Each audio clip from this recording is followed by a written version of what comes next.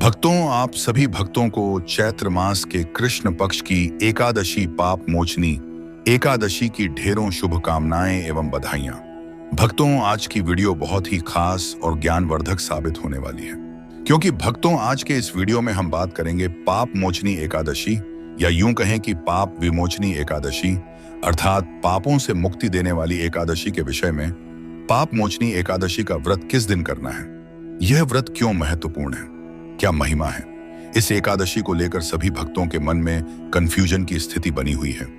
यह एकादशी 14 मार्च को है या फिर 15 मार्च को, व्रत किस दिन किया जाएगा, पूजा कब करनी है, शुभ मुहूर्त क्या रहेगा। भक्तों, शास्त्रों में पद्म पुराण में क्या लिखा है, भगवान क्या कहते हैं, इस एकादशी के विषय में कैसे यह व्रत करना चाहिए, इस व्रत की विधि क्या है, इस व्रत के नियम क्या है, पूजन कैसे करना चाहिए, इस व्रत की शुरुआत कहां से हुई और किसने इस व्रत को किया, इस व्रत तो उसका उद्धार हुआ, और इस व्रत का पालन कब करना चाहिए। इस प्रकार से संपूर्ण जानकारी एकादशी के विषय में, आने वाली एकादशी के विषय में आपको प्रदान की जाएगी। साथ ही आपको कुछ ऐसी विशेष गलतियों के बारे में भी बताया जाएगा जो कि भूलकर भी इस एकादशी के दिन नहीं करना है। और इसी के साथ हम यह भी जानेंगे कि एकादशी व्रत पारण में क्या खाना है, क्या नहीं खाना है। संपूर्ण जानकारी आपको प्रदान की जाएगी, इसलिए आपको वीडियो को पूरा ही देखना होगा, तभी आपको सही सटीक जानकारी प्राप्त होगी। जानकारी आरंभ करें उससे पहले आपसे निवेदन है कि वीडियो यदि थोड़ा सा भी उपयोगी लगे तो कृपया एक बार लाइक अवश्य कर दीजिएगा। अपने व्रत की सफलता के लिए और भगवान नारायण का आशीर्वाद प्राप्त करने के लिए कमेंट बॉक्स में अवश्य लिखिएगा। जय श्री हरिओम नमो भगवते वासुदेवाय नमः। भक्तों, इस चैनल पर हम आपको एकादशी के साथ साथ सभी हिंदू धर्म की जानकारी प्रदान करते हैं। पंचांगों के आधार पर, ज्योतिषों के आधार पर कौन सी तिथि कब है, व्रत आदि कब करना है, क्या विधि है, क्या नियम है और क्या गलती नहीं करनी है। यदि आप सभी व्रत और त्योहारों की सही जानकारी पाते रहना चाहते हैं तो कृपया चैनल को सब्सक्राइब कीजिए और बेल आइकन को प्रेस कीजिए। जब आप सब्सक्राइब का बटन दबाएंगे तो वहां एक घंटी का निशान जरूर दबाएं, ताकि हमारे आने वाली नई वीडियो के नोटिफिकेशन आपको आसानी से प्राप्त होते रहेंगे। आपके इधर उधर भटकने की जरूरत नहीं पड़ेगी। तो चलिए भक्तों, आपका ज्यादा समय बर्बाद ना करते हुए जानकारी आरंभ करते हैं और बात करते हैं आने वाली एकादशी। भक्तों, वैसे तो हिंदू धर्म में प्रत्येक एकादशी महत्वपूर्ण है, परंतु आने वाली जो एकादशी है यह चैत्र मास कृष्ण पक्ष की एकादशी, इसे पाप मोचनी एकादशी कहा जाता है। जैसा कि नाम से ही जात होता है, यह एकादशी पापों का मोचन करती है, पापों का नाश करती है, पापों से आपकी रक्षा करती है। पाप के कारण जो आपके साथ अनुचित हो सकता है उससे आपको बचाती है, इसीलिए यह पाप मोचनी कही जाती है। भक्तों, इस एकादशी के विषय में बताते हुए भगवान श्री कृष्ण कहते हैं महाराज युधिष्ठिर से कि हे राजा, इसके विषय में चक्रवर्ती नरेश मानदाता के पूछने पर लोमस ने जो बताया था वो मैं तुम्हें सुनाता हूं। भगवान श्री कृष्ण कहते हैं कि एक बार की बात है कि जो मानदाता है, जो उस समय पर चक्रवर्ती नरेश थे, पूरी पृथ्वी पर उनका राज्य था। उन्होंने जसरोम से पूछा कि भगवान, मैं लोगों के हित की इच्छा से ही सुनना चाहता हूं कि चैत्र मास के कृष्ण पक्ष की एकादशी का नाम क्या है और उसकी विधि है, उस पर कर्ण व्रत करने से क्या फल प्राप्त होता है और कैसे करना चाहिए। जब मानदाता ने कहा तो लोमश कहने लगे कि नर पर श्रेष्ठ, यह मनुष्य के पापों का नाश करने वाली है। इसकी महिमा को जानने के लिए मैं एक वृतांत सुनाता हूं। वृतांत आता है कि पूर्व काल में एक स्थान था जिसका नाम था चैत्र रथ। वह एक बड़ा सुंदर वन था। वहां पर गान करते थे, अप्सराएं नृत्य करती थीं। एक बार की बात है कि एक अप्सरा थी, मंजू घोषा उसका नाम था। उसने रस्य मेधावी को तपस्या करते देखा। नौजवान रस्य थे और यह जो मेधावी हुए हैं, प्रिय दर्शकों, यह रस च्यवन के पुत्र हुए। रस च्यवन बड़े ही प्रख्यात रस हुए हैं हमारे, जिनका वर्णन अनेकों पुराणों में भरा हुआ है। तो मेधावी जो है तपस्या कर रहे थे।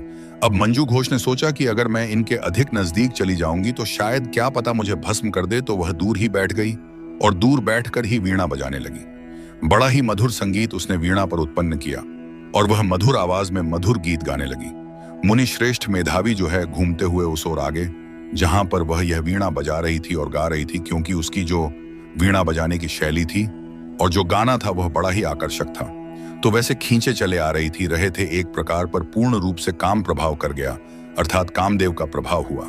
जब उन्होंने मंजू घोष को देखा तो वह काम आसक्त हुए।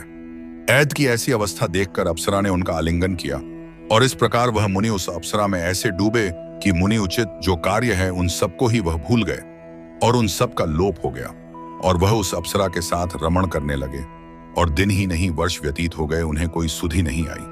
तब एक दिन उस अप्सरा ने कहा कि वशीवर अब मुझे जाना चाहिए। तब वश्य ने कहा कि देवी जब तक सवेरे की संध्या ना हो जाए तब तक मेरे पास ही ठहरो।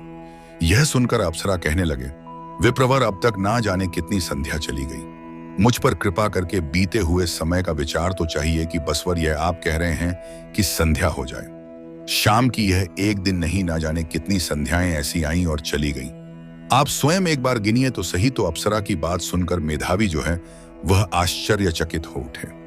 उस समय उन्होंने बीते समय का हिसाब लगाया तो उन्हें ज्ञात हुआ कि उस अप्सरा के साथ रमण करते हुए उन्हें 57 वर्ष व्यतीत हो गए और जैसे ही उन्हें इसका एहसास हुआ 57 वर्ष व्यतीत हो गए, उन्हें क्रोध आया और बोली, दुष्ट, तुम तो मेरी तपस्या का विनाश करने वाली हो। तुमने तो मेरी सारी तपस्या का विनाश ही कर दिया। मैंने इतने हजारों वर्षों में जो तप अर्जित किया था तुमने सब भ्रष्ट कर दिया। उन्होंने उस अप्सरा को श्राप दे दिया कि जाओ और जाकर पिशाचनीय हो जाओ। जब यश ने कह दिया हो जाओ, तुरंत ही को प्राप्त हो गई।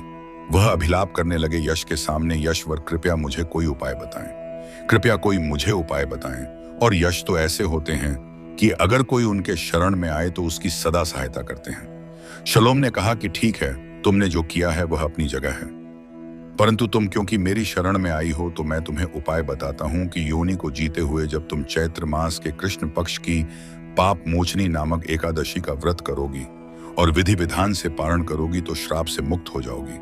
और जस वहां से तुरंत ही प्रस्थान कर गए और अपने पिता के आश्रम में पहुंचे। उनके पिता च्यवन थे। च्यवन ने जैसे ही देखा बोले, बेटा यह तुमने क्या, तुमने तो अपने सारे पुण्य का ही नाश कर लिया क्या? तो वह मेधावी बोला, पिताजी मैंने अप्सरा के साथ रमण करने का पातक किया है। अब मुझे कोई ऐसा प्रायश्चित बताइए जिससे इसके पाप का नाश हो सके और मैं इस पाप से मुक्त हो सकूं। तब रस्सी च्यवन ने कृष्ण पक्ष में जो पाप मोचनी एकादशी होती है उसका व्रत करने का परामर्श जो है अपने पुत्र को दिया कि उससे सभी प्रकार के जो पाप है वह नष्ट हो जाते हैं। पिता का कथन सुनकर जस मेधावी ने इस व्रत को किया था, व्रत के करने से और पारण करने से उनका यह पाप नष्ट हो गया और पुनः उन्हें दिव्य देह प्राप्त हो गई। उसी प्रकार से उनके कहने पर जब अप्सरा ने इसका व्रत किया तो इस एकादशी के व्रत प्रभाव से उसे उस श्राप से मुक्ति मिली और वह दिव्य देह धारण करके स्वर्ग को चली गई। तो भगवान कृष्ण कहते हैं कि राजा युधिष्ठिर यह महत्व है, यह फल है इस एकादशी का। यह बड़े से बड़ा पापी भी मुक्ति प्राप्त कर लेता है, उद्धार को प्राप्त हो जाता है। अतः मनुष्य को इस एकादशी का व्रत अवश्य करना चाहिए। तो यह महिमा भगवान श्री कृष्ण ने इस एकादशी की बताई है। अब मैं बात करता हूं इसके नियम क्या है और कैसे आपको यह एकादशी का व्रत करना चाहिए। विधि क्या है? प्रिय दर्शकों, एकादशी व्रत त्रिदिवसीय अनुष्ठान होता है। इस एकादशी के जो नियम है वह व्रत के एक दिन पूर्व से आरंभ हो जाएंगे और पारण के साथ वह नियम समाप्त होंगे। व्रत के एक दिन पूर्व ही आप कुछ वस्तुओं का त्याग करना है, जैसे लहसुन, प्याज आदि का त्याग कहा गया है। शहद का प्रयोग भी वर्जित कहा गया है। एकादशी में तीनों दिन व्रत के एक दिन पहले व्रत वाले दिन और व्रत के नेक्स्ट डे अगले दिन जब आप पारण करते हैं, शहद का प्रयोग नहीं किया जाता है। कुछ लोग मदिरा पान करते हैं, मांसाहार भी करते हैं, परंतु वह एकादशी का व्रत भी करते हैं। तो ऐसे लोगों को अवश्य ही एक दिन पूर्व इन सभी का त्याग कर देना चाहिए। ऐसा नहीं कि आज तो खूब खाए पिए और कल आप व्रत करें।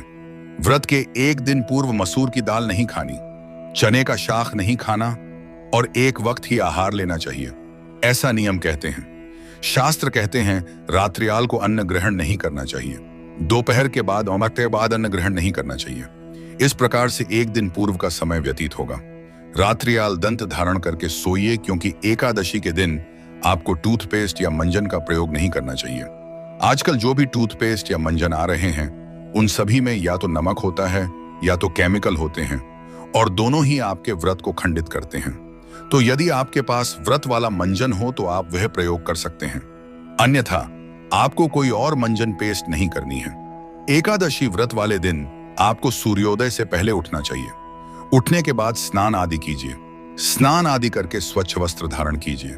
स्वच्छ वस्त्र के एकादशी के व्रत का पूजन करेंगे। आज की पूजा से पहले संकल्प किया जाएगा और फिर कथा सुनी जाएगी। तो आइए अब हम जान लेते हैं कि क्या सामग्री है जिसकी आवश्यकता इस एकादशी पर होगी आपको पूजा के लिए और कैसे आपको पूजन आदि के कार्य करने चाहिए। पूजा की संपूर्ण विधि में अलग से रिकॉर्ड करूंगा। यहाँ संक्षेप में मैं आपको जानकारी दे देता हूँ और उसके बाद फिर मैं आपको बताऊंगा कि इस एकादशी में खाना क्या है, आहार क्या लेना है, कब खाना चाहिए। भक्तों, एकादशी वाले दिन स्नान आदि से निवृत्त जो भी आपका पूजा स्थल है वहां पर साफ सफाई आदि करके और एक चौकी स्थापित करेंगे। सामग्री एक बार आप नोट कर लीजिए, क्या क्या आवश्यक रहेगी। भगवान नारायण का कोई भी स्वरूप आपके पास हो तो उनकी कोई प्रतिमा हो तो प्रतिमा लीजिए, प्रतिमा नहीं तस्वीर है तो तस्वीर लीजिएगा। उनको स्थापित करने के लिए एक चौकी की आवश्यकता होगी।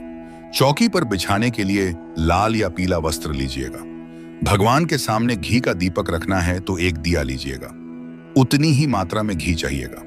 रौली, मौली, पान, सुपारी, लौंग, इलायची, धूप, दीप, इत्र, जनेऊ, खुले फूल हो तो फूल ले लीजिए। माला मिल जाए तो माला ले लीजिएगा पंचामृत बनाने के लिए। कच्चा दूध, दही, घी, शक्कर और गंगाजल, यह चीजें आपको लेनी है। शहद का प्रयोग नहीं होगा, थोड़ी थोड़ी मात्रा में यह ली जाएंगी। यह सभी सामग्री आपने एकत्र कर लेनी है। एकत्र करके पूर्व दिशा की ओर मुख करके बैठ जाइए। जो भी आपका पूजा स्थल है वहां पर सारी सामग्री लें। एक लोटा लीजिएगा तांबे का, उसमें पहले थोड़ा सा गंगाजल भरिएगा, फिर शुद्ध जल भरिएगा और सबसे पहले उस स्थान का शुद्धिकरण करेंगे। फिर सामग्री का शुद्धिकरण साथ के साथ करेंगे, क्योंकि यह सामग्री आप तक आने से पहले ना जाने कितने हाथों से होकर निकली है, कौन किस अवस्था में था, इसीलिए इसका शुद्धिकरण आवश्यक होता है। भगवान को अर्पित करने से पहले लौटे में जो जल भरा है फूल के माध्यम से उस जल के छींटे दीजिए सामग्री के ऊपर और उस स्थान पर जहां आपने पूजा करनी है। ओम अपवित्र पवित्रो वा सर्वांगतो, यह स्मृत पुंडरी काक्ष मंत्र सूची इस प्रकार जल छींटे देख के आपने शुद्धिकरण किया है और चौकी को बिछाइए। चौकी पर लाल या पीला जो वस्त्र है वहां बिछाइए। भगवान नारायण की स्थापना करेंगे। भगवान की तस्वीर या प्रतिमा जो आपके पास है वहां लेखन को भगवान नारायण की स्थापना करेंगे, विराजमान कीजिए। उनके सामने दीपक रखिए। गीता दिया रख रहे हैं तो भगवान के सीधे हाथ की ओर रखिएगा। तेल का दिया रख रहे हैं तो उल्टे हाथ की ओर रखिएगा और उसके विपरीत दिशा में धूप विराजमान कीजिए। धूप स्थापित कीजिएगा। ध्यान दीजिएगा। दीपक को आसन अवश्य देना है तो आसन के रूप में पुष्प रख दीजिएगा। उसके ऊपर दीपक विराजमान कीजिएगा, या थोड़े से गेहूं, बाजरा, जो भी आपके पास अनाज हो वह भी आसन रूप में दे सकते हैं। पुष्पोत्तम है, पुष्प रख दीजिएगा। भगवान नारायण को भी आसन दिया जाएगा, वह मैं अभी आपको आगे बताऊंगा कैसे देना है। इस प्रकार से आपने स्थापना कर लेनी है। स्थापना करने के बाद यदि एक किसी छोटे पात्र में थोड़ा सा जल भरिए। गंगा जल युक्त जल जो आपने लौटे में भरा है उसी में से थोड़ा सा उसमें डाल लीजिए। यह आपके अपने के लिए और हाथ धोने के लिए है। इस प्रकार स्थापना करके आपने पूजन करना है। पूजन कैसे करना है संक्षेप में वह भी एक बार समझ लीजिए। आसान लगा के बैठ जाइए। सबसे पहले जो मैंने दूसरे पात्र में जल भरवाया है थोड़ा सा हाथ धोने के लिए उसमें से 1 चम्मच जल सीधे हाथ पर लीजिए और हाथ धो लीजिए। हाथ धोने के बाद 3 बार आपने जलाजम नहीं करनी है। 1-1 चम्मच जल, जल और चम्मच, बहुत बड़ा चम्मच, इतना चम्मच होना चाहिए जिसमें 2 बूंद जल आए। क्योंकि जो लोग व्रत करते हैं ना उनको जहां हो कि निर्जला एकादशी व्रत में 6 मासा जल आचमनी के रूप में लेने में कोई दोष नहीं है। ये शास्त्र कहते हैं, क्योंकि आचमनी तो की ही जाती है पूजा में। तो 1-1 मंत्र पर 1-1 चम्मच जल जिसमें 2 बूंद जल हो वहां आपको पी जाना है। ओम माधवाय नमः जल लीजिए, सीधे हाथ पर पी जाइए। ओम केशवाय नमः जल लीजिए, सीधे हाथ पर पी जाइए। ओम नारायणाय नमः जल लीजिए। ओम माधवायणाय नमः, हाथ पर जल लीजिए और हाथ धो लीजिए। अब अपने आप को तिलक कीजिए, मौली बांधिए। पारिवारिक जन बैठकर यदि पूजन कर रहे हैं तो उन्हें भी तिलक कीजिए, मौली बांधिए। दीपक को प्रज्वलित कीजिए और धूप को प्रज्वलित कीजिए। धूप दीप जलाया आपने। धूप दीप जलाने के बाद पुनः अपने सीधे हाथ पर जल लीजिए, हाथ धो लीजिए। अब आप सबसे पहले व्रत पूजन का संकल्प करेंगे। फिर हम भगवान का आवाहन करते हुए पूजन को बताएंगे। संक्षेप में बताएंगे, सभी मंत्रों के साथ नहीं, क्योंकि बहुत बड़ा वीडियो हो जाता है। जब सारी पूजा विधि हम यहाँ बताते हैं तो संकल्प करने के सीधे हाथ पर जल लीजिए। पुष्प है तो पुष्प ले लीजिए। 1 रुपए का सिक्का दक्षिणा के रूप में रख लीजिए। अधिक जो रखना चाहे रख सकते हैं। 3 बार बोलिए, ओम श्री विष्णु, ओम श्री विष्णु, ओम श्री विष्णु। अपना नाम, अपना गोत्र, जिस स्थान पर बैठकर पूजन कर रहे हैं वहां का मकान नंबर, क्षेत्र का नाम, शहर का नाम, चैत्र माह, श्री कृष्ण पक्षी, एकादशी, आयु, आरोग्यता, प्राप्त संपत्ति, प्राप्त या अर्थात भगवान नारायण प्रसन्नार्थ एकादशी। बोलिए श्री विष्णु शरण। और यह संकल्प भगवान के चरणों में अर्पित कर दीजिए। संकल्प करने के बाद हाथ में 5 पुष्प ले लीजिए और भगवान से निवेदन कीजिए कि हे प्रभु, हे भगवान विष्णु, यह पुष्प मैं आपको आसन के रूप में अर्पित कर रही हूं या कर रहा हूं। आप इन्हें आसन के रूप में स्वीकार करें और यहां आकर विराजमान हो, जिससे कि हम आपका पूजन कर सके। इस प्रकार से वह पुष्प भगवान को अर्पित कर दीजिए, यह भाव रखते हुए कि आपने भगवान को पुष्प का आसन दिया है। अब वह आसन पर विराजमान हो गए हैं भगवान। अब आप भगवान का पूजन करेंगे। पूजन करने के लिए सबसे पहले भगवान को उपाध्याय, फिर अर्घ्य, फिर आजमनी कराएंगे, स्नान कराएंगे, फिर पंचामृत से स्नान कराएंगे, पुनः शुद्ध तक स्नान कराएंगे। उसके बाद वस्त्र के रूप में मौली का टुकड़ा तोड़कर अर्पित कीजिएगा। इत्र लगाइएगा। इत्र को फूल पर लगाकर अर्पित कर सकते हैं। तिलक लगाइएगा। भगवान को तिलक लगाकर फूलों की माला, पुष्प अर्पित कीजिएगा। फूल, माला, पुष्प आदि अर्पित करने के बाद भगवान को धूप दिखाइए, दीप दिखाइए और नैवेद्य के रूप में भोग अर्पित कीजिए भगवान को। भोग में आप मिठाई अर्पित कर सकते हैं, छतु फल अर्पित कर सकते हैं। आम का समय आ गया है। अगर आपके यहाँ आम उपलब्ध है तो भगवान को अर्पित कीजिएगा, या आप मिश्री बतासा जो आपके पास है वह अर्पित कीजिए। भोग अर्पित करने के बाद आचमनी कराइएगा। 1 चम्मच जल लीजिएगा, भगवान को आचमनी के रूप में अर्पित कीजिएगा। आचमनी के बाद अर्पित किया जाता है तो तांबुल का जो है वह पान का पत्ता लीजिए, उस पर 2 लौंग, 2 इलायची, 1 सुपारी रखिए और भगवान को अर्पित कीजिए। शुभ दक्षिणा, जो भी दक्षिणा अर्पित करनी है वह दक्षिणा अर्पित कीजिए और हाथ जोड़कर भगवान को नमस्कार कीजिए। इस प्रकार से आपने आज के दिन की पूजा करिए। यह पूजा करने के बाद अब आपने एकादशी की कथा सुननी है। कथा सुनने के बाद विष्णु सहस्त्र नाम का श्रवण करना है और फिर भगवान की आरती करनी है। आरती करने के बाद फिर आप नियमों के अनुसार दिन को व्यतीत करेंगे। आगे के नियम यह हैं: शांतित रहते हुए भगवान के चरणों में मन को लगाते हुए दिन को व्यतीत कीजिए। किसी के साथ अनुचित व्यवहार ना कीजिए, क्रोध ना कीजिए और ब्रह्मचर्य पालन करते हुए दिन को व्यतीत कीजिए। सायंकाल को कीर्तन करना चाहिए। कीर्तन की महिमा है। कीर्तन अगर आसपास कहीं मंदिर में होता है तो वहां जाइए। अगर आप कहीं ना जा सके या संभव ना हो या कीर्तन ही नहीं होता हो, ईश्वास कीर्तन होता, तो आप वहां जाकर रात्रि जागरण कर सकते हैं, क्योंकि भगवान नारायण कहते हैं कि जो नाच के, गा के, मृदंग आदि बजा के कीर्तन नहीं कर सकते वह इन पाठों को सुन के कीर्तन का लाभ ले सकते हैं। इसके बाद रात्रि जागरण की महिमा है। रात्रि जागरण में ध्यान देने वाली बात यह है कि कम से कम 2000 बजे तक तो जागिए और ये जो पाठ स्तोत्र हैं उनका श्रवण कीजिए। रात्रि जागरण का मतलब यह नहीं है कि आप टीवी देखते हुए जाग रहे हैं, वह काफी है। नहीं, भगवान की कथाएं सुनिए। अगर टीवी पर भी सुन रहे हैं तो भगवान की कथाएं या जो पुराण स्तोत्र होते हैं जागरण में श्रवण कीजिए। आहार की बात करूं तो इसमें आपको अन्न तो खाना ही नहीं होता, फल आहार केवल लेना होनी चाहिए। नमक और मिर्च पूर्णतः वर्जित है। केवल फल और दूध पर अगर आप इस व्रत को करें तो श्रेष्ठतम रहेगा। इस प्रकार यह दिन आपको व्यतीत करना है। पारण के लिए अगले दिन आपको सूर्योदय से पहले उठ जाना चाहिए।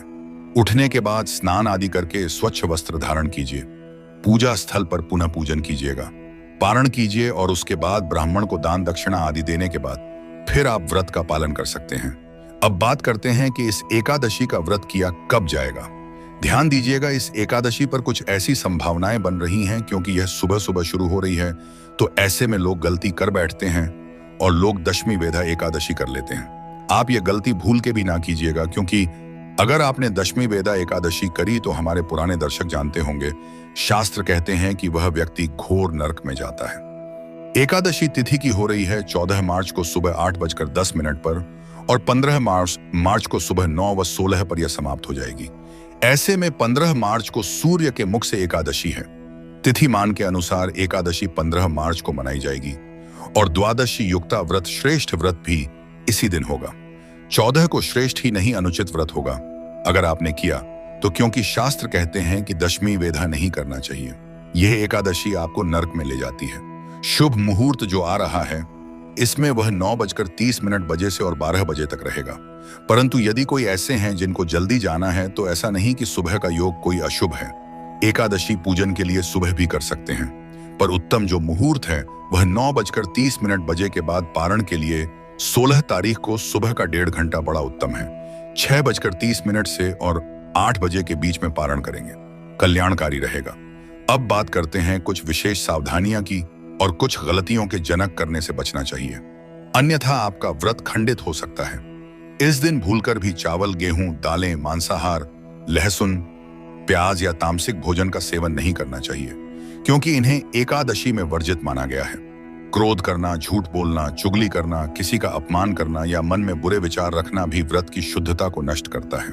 बिना स्नान किए पूजा करना, भगवान विष्णु की आराधना न करना या व्रत का संकल्प लेकर बीच में तोड़ देना भी अशुभ माना जाता है। इसके अतिरिक्त ब्रह्मचर्य का पालन न करना, दिन भर सोते रहना या दान पुण्य से दूर रहना भी व्रत के प्रभाव को कम कर देता है। इसलिए इस दिन मन, वचन और कर्म से पवित्रता बनाए रखना ही सच्चा एकादशी व्रत माना जाता है। पपमोचाननी एकादशी केवल एक व्रत नहीं, बल्कि आत्मशुद्धि और नई शुरुआत का पावन अवसर माना गया है। मान्यता है कि इस दिन श्रद्धा से भगवान विष्णु का पूजन,